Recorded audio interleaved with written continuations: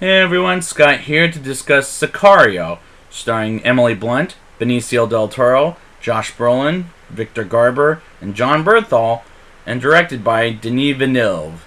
And I said that wrong last time on Blade Runner, so please forgive me on that. Now, I have seen this before. It's been since theaters since I've seen this. And what do I think of it now? Let's get into it. The opening of this movie is an attack between the FBI and the drug lords, and Kate Macer, played by Emily Blunt, and her partner Reggie Wayne, played by Get Out's Daniel Kaluuya, find bodies on the wall, and they find more bodies in a shed, and suddenly explodes. Was a very intense scene, especially in Arizona. Her boss Dave Jennings, played by Victor Garber, who I have seen in this TV show,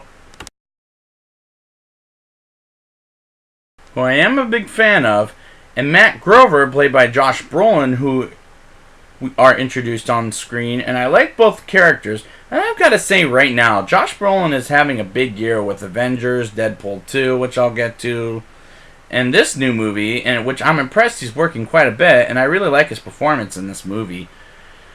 Alejandro, played by Benicio del Toro, as an assassin, is such a great character, and even if I talked briefly about him in Avengers, but I'm such a big fan of Benicio del Toro with his impressive acting skills. Now, confessionably, I've never seen the movie where he got the Oscar. This movie, I should say. But I hear it's really good, though. But I am impressed with him as an assassin, in this movie, and I'm also impressed with him as an actor in general. I love the shots in this movie. It's so impressive looking, and I've looked at Denis Villeneuve's Prisoners and Arrival, and I actually reviewed his Blade Runner 2049, and this guy does an amazing job with his shots in this, as well as the other three films I just brought up. I think he's an amazing director with a vision, and I'm sad he won't be directing next week's movie. The score in this movie is really fucking intense, and this whole movie is fucking intense. Like, I was really scared what was going to happen to these characters because I cared about them so damn much. They stop a dozen buses and lets all except for 3 groups, and that scene of the groups of the buses out. And that scene was shot and acted very well, and I was impressed with all the actors on taking it in the Sicario way, except for Kate and Reggie. And by the way, in case if you don't know what Sicario means in Spanish, it means hitman, as they told us at the beginning of the movie, and I didn't bring it up, but I'm glad they told us because I wouldn't have remembered and I haven't seen this movie since theaters, so I just couldn't remember that. They arrest the man with $17,000 at the bank when he does something illegal, and Matt tells her not to go inside the bank, and she does anyways, and Kate and Reggie get pissed off and to the point that they go to a bar and get a couple of drinks until Ted, played by John Bernthal from the Punisher Netflix series, and I've discussed him before in Baby Driver.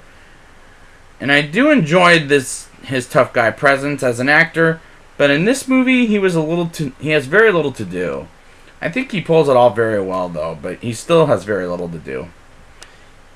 Kate gets Reggie in to help her with Matt and Alejandro to find drug dealers, and with the night vision goggles reminded me of Zero Dark 30 a little bit because they're looking for the bad guy, and we see it in the night vision point of view, and it was an intense sequence, and it was kind of hard to see a damn thing of what the fuck is going on at times during it as well.